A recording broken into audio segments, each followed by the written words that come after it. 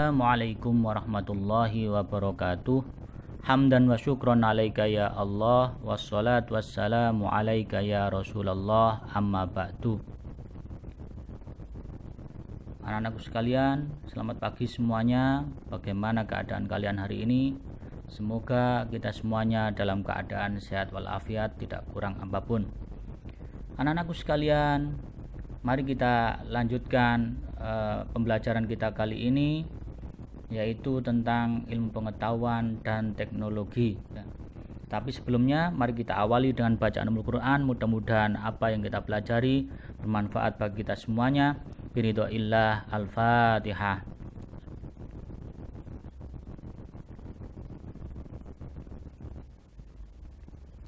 Anak-anakku sekalian, pada kesempatan kali ini atau pembelajaran kali ini, tujuan pembelajaran kita adalah agar kalian mampu membaca dan menghafal hadis tentang ilmu pengetahuan dan teknologi.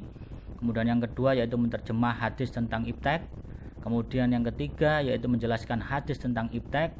Kemudian mengamalkan hadis tentang ilmu pengetahuan ataupun teknologi atau iptek. Kemudian yang kelima menjelaskan kualitas hadis-hadis tentang ilmu pengetahuan dan teknologi. Anak-anakku sekalian, mari sekarang kita lanjutkan pembahasan kita, yaitu memahami hadis yang pertama, yaitu hadis yang diriwayatkan Ibnu Majah dari Anas bin Malik. Hadis ini sangat terkenal, pasti kalian hafal itu semuanya. Mari kita baca bersama-sama. Bismillahirrahmanirrahim. An Anas bin Malik radhiyallahu anhu qala Rasulullah sallallahu alaihi wasallam, talabul ilmi faridatun ala kulli muslimin. Rawahu Ibnu Majah. Dari Anas bin Malik berkata, Rasulullah Shallallahu alaihi wasallam bersabda, mencari ilmu itu wajib atas setiap orang muslim. Hadis riwayat Ibnu Majah. Anak-anakku sekalian, hadis ini diriwayatkan oleh Anas bin Malik, salah seorang sahabat terdekat Rasulullah. Ini dapat dijumpai di banyak kitab hadis, antara lain di Sunan Ibnu Majah. Yang kedua, hadis ini juga diriwayatkan oleh Abu Sa'id Al-Khudri sebagaimana disebutkan dalam kitab Musnad As-Shihab karya Muhammad bin Salamah bin Ja'far. Berkaitan dengan hadis ini, Ibnu Majah menganggap hadis ini termasuk hadis dhaif, lemah, tidak sahih. Kelemahan hadis ini yaitu terletak pada rawinya yang ada pada rangkaian sanad, yaitu Hafs bin Sulaiman, di mana Yahya bin Ma'in mentajrih Hafs bin Sulaiman, yaitu dengan menilainya tidak sikoh, dan dikatakan oleh Ahmad bin Hambal bahwasanya ini adalah matruk. Juga begitu juga dengan Bukhari, bahwasanya menilainya hadis ini adalah hadis matruk. Apa itu hadis matruk? Hadis matruk itu adalah hadis di mana sanadnya ini terdapat rawi yang dicurigai pembohong ataupun pendusta. Jadi penilaian bahwa hadis ini lemah adalah didasarkan pada kelemahan diri seorang perawinya.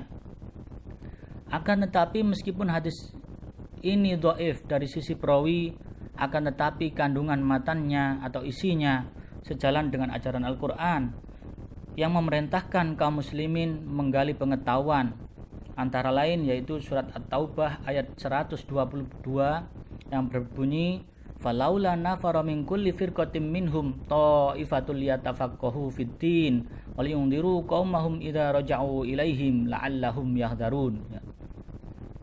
Dan surat Al-Alaq ayat 1 sampai 5. Artinya hadis ini mengandung ajaran untuk mengamalkan perbuatan-perbuatan yang baik yang disebut fadhailul a'mal. Hadis ini mengandung ajaran fadhailul a'mal meskipun kualitasnya dhaif, tetapi menurut para ulama hadis boleh dijadikan dasar perbuatan. Pendapat serupa ini antara lain dikemukakan oleh Ahmad bin Hambal. Jadi kalau boleh diterangkan bahwasanya hadis dhaif ini terbagi menjadi dua, yaitu hadis dhaif yang hilang kedhaifannya karena ada riwayat lain yang menguatkannya. Hadis ini kalian sudah tahu, ini yang disebut dengan hadis Hasan li Wairih.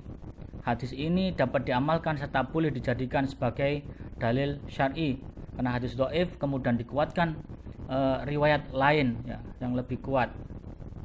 Kemudian yang kedua, hadis yang tetap dalam kedhaifannya. Hal ini terjadi karena tidak ada riwayat lain yang menguatkan atau karena para perawi hadis yang lain itu termasuk orang yang dicurigai sebagai pendusta, tidak kuat hafalannya ataupun fasik.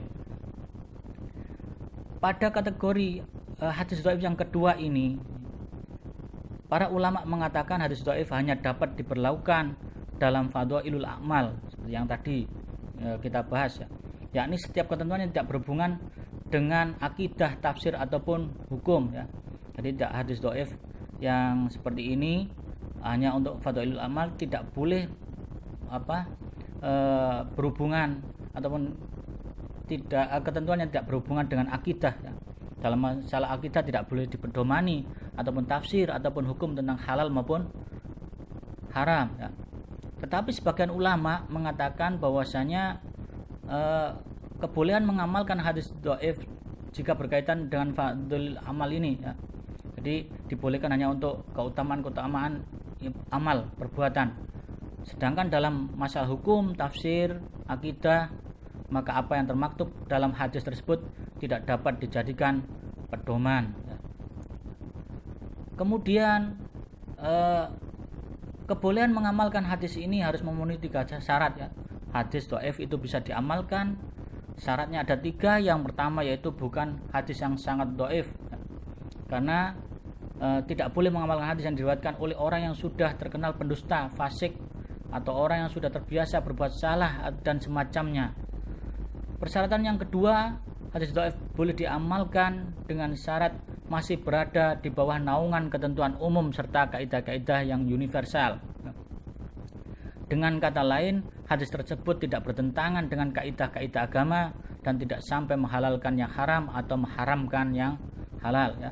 Kayak tadi, walaupun hadis itu dinilai dhaif, tetapi ternyata masih ada di bawah naungan ketentuan umum ya, atau kaidah-kaidah agama, tidak bertentangan dengan Al-Quran tadi dikatakan sesuai dengan surat At-Taubah ayat 122 ya, ataupun surat Al-Alaq 1-5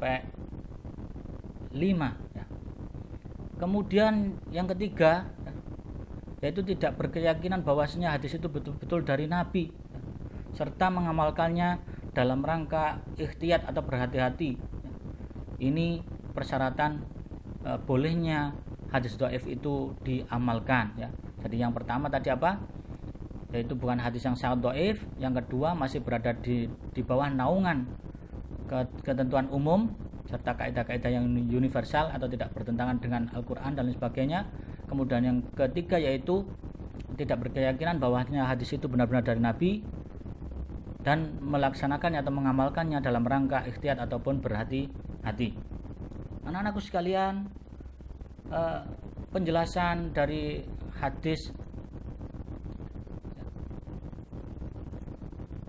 perintah mencari ilmu ini sejak awal perkembangan peradaban Islam, aktivitas belajar mengajar sangat intensif dilakukan. Terbukti bahwasanya sahabat dikirim oleh Rasulullah ke berbagai tempat seperti Yaman, Syam, Mesir untuk memberikan pengajaran. Setelah itu di masa tabi'in banyak pencari ilmu yang melakukan rihlah ilmiah, yaitu perjalanan untuk mencari ilmu ke berbagai kota ataupun negeri. Kenapa ini dilakukan? Karena kebanyakan pelajar Islam tidak puas dengan pengetahuan yang diperoleh dari sedikit guru. Dengan aktivitas rihlah ilmiah ini, pendidikan Islam di masa klasik tidak hanya dibatasi dinding ruang belajar, akan tetapi pendidikan Islam memberikan kebebasan kepada murid-muridnya untuk belajar pada guru yang mereka kehendaki. Selain murid-murid, guru juga melakukan perjalanan dan berpindah satu kota ke kota lain untuk mengajar sekaligus belajar. Dengan demikian, aktivitas perjalanan ilmiah ini atau rihlah ilmiah ini mendorong lahirnya masyarakat belajar.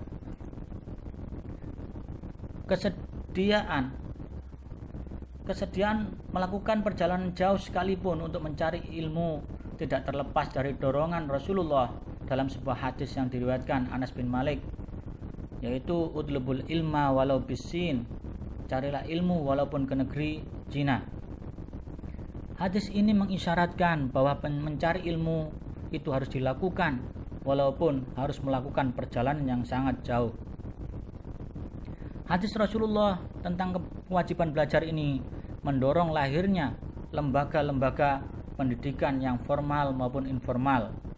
Perbedaannya apa antara pendidikan formal dan informal di masa klasik atau masa tempo dulu? Yaitu lembaga pendidikan formal itu adalah lembaga pendidikan yang didirikan dan dibiayai oleh negara untuk mempersiapkan pemuda Islam untuk menguasai pengetahuan agama atau menjadi tenaga birokrasi atau pegawai pemerintahan. Sedangkan lembaga pendidikan informal tidak dikelola oleh negara. Apa saja bentuk-bentuknya atau lembaga-lembaga pendidikan pada masa dulu?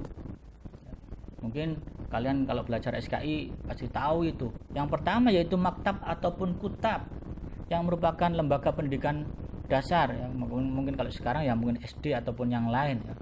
Kemudian yang kedua yaitu halakoh, yang merupakan pendidikan tingkat lanjut setingkat dengan college ya. Kemudian majelis, yakni kegiatan transmisi keilmuan dari berbagai disiplin ilmu ya. Majelis ilmu, jadi ada berbagai majelis di situ ya.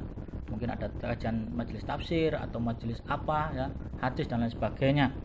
Sehingga di situ terdapat kegiatan berbagai disiplin ilmu. Kemudian yang keempat yaitu masjid jami ataupun universitas, seperti Masjid Jami Al-Azhar di Kairo, Masjid Al-Mansur di Baghdad ataupun Masjid Umayyah di Damaskus, Syria. Kemudian Han, yaitu asrama pelajar atau tempat belajar secara privat. Kemudian yang keenam yaitu ribat, yaitu tempat kegiatan kaum sufi.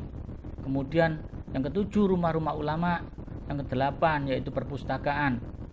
Kemudian yang kesembilan yaitu observatorium seperti Baitul Hikmah yang dibangun oleh Al-Ma'mun di Baghdad, Irak, dan Darul Hikmah yang dibangun oleh Al-Hakim di Mesir. Selain itu ada observatorium dinasti Hamadan yang dikelola oleh Ibnu Sina dan observatorium Umar Khayyam. Kiranya cukup sekian penjelasan atau pembelajaran kita kali ini. Kurang lebihnya mohon maaf. Semoga ada guna dan manfaatnya. Wassalamualaikum warahmatullahi wabarakatuh.